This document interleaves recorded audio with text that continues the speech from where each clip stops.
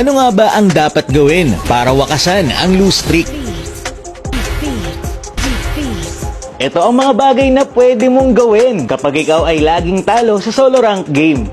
Step 1, matulog at magpahinga. Kapag natalo ka na ng 4 hanggang 5 beses na sunod-sunod, tama na, magpahinga ka na. Minsan kasi kapag desperado na tayong manalo, nawawala na tayo sa laro at di na makapag-focus. Pero naiintindihan ko naman yan, yung tipong kahit anong pwesto ang gawin mo, talo pa rin. Isang star na lang ang kailangan, mythic glory na, tapos natalo pa. Pag ganyan, wag mo nang ipilit, masasaktan ka lang.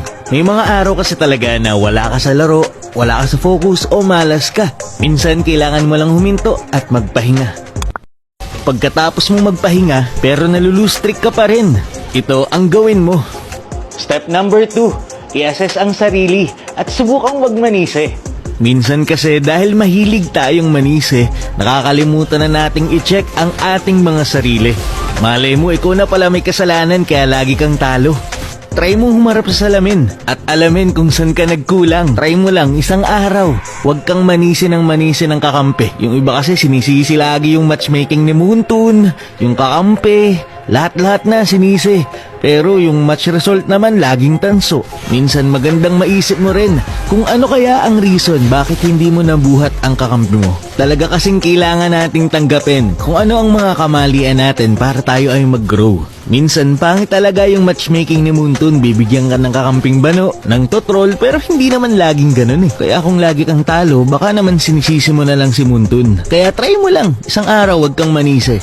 Tapos kapag handa mo nang tanggapin na may pagkukulang ka rin kaya ka laging talo, ito naman ang pwede mong gawin. Step number 3, magpalit ng hero or playstyle. Try mo din kaya mag-adjust. Huwag mo kasi gawing motto, yung wala sa hero yan, nasa nagamit yan. Totoo naman yun. Pero kapag lagi ka ng talo gamit yung hero yun, ay magpalit ka naman ng hero. Mag-aral ka ng mga meta heroes kasi may advantage yun ngayon. Kaya nga may drafting sa MPL eh. Kasi 50-50 yan. Nasa hero at nasa player yan. Try mo mag-aral ng ibang role. Malay mo, may playstyle na mas bagay para sa'yo. Pero kapag yung kakampi mo ayaw mag-adjust. Step number 4, try mo kayo makipag-usap ng maayos. Hindi yung laging nakikipag-away ka. Yung iba kasi pickings pa lang, kapag merong kaagaw sa role, inaaway agad. Ako kapag ganun, pinapakiusapan ko. Kasi may mga tao namang nadadaan sa pakiusapan. Sabihin mo baka pwede siyang mag-adjust kasi hindi ka marunong ng role na to. Pero kapag hindi pa rin nag-adjust, wala ka nang magagawa. Solo to eh. At kung sa palagay mo nagawa mo na lahat ng step pero lagi ka pa rin talo at feeling mo sira ang matchmaking ni Moontoon sa solo na mahina ang kinakampi sa'yo, edi gawin mo yung number 5 at ang panghuling step kung nagawa mo ng lahat at lagi ka pa rin talo. Try mo kayang humanap ng kakampi. O medyo masakit to kung talagang malakas ka, bakit walang gustong kumampi sa'yo? Kung feeling mo ay nakadepende talaga sa kakampi lagi ang pagkapanalo at kapag natalo ay sila lagi ang may kasalanan, edi humanap ka ng kakampi mo at madali lang naman humanap ng kalaro sa solo. Kailangan mo lang galingan, mag-MVP ka.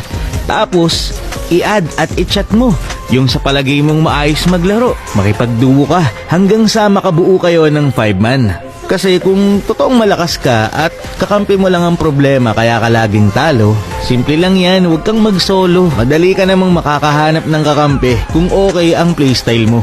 Huwag ka magalit, Kalma.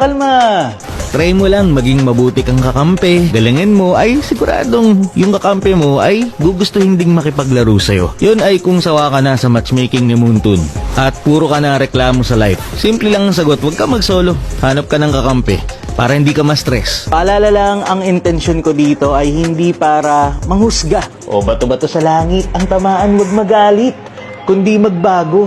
Dahil ang intensyon ko lang ay makatulong upang magkaroon tayo ng mas maayos na mindset towards the game. Yun lamang for this video. Maraming salamat sa panonood and to God be the glory.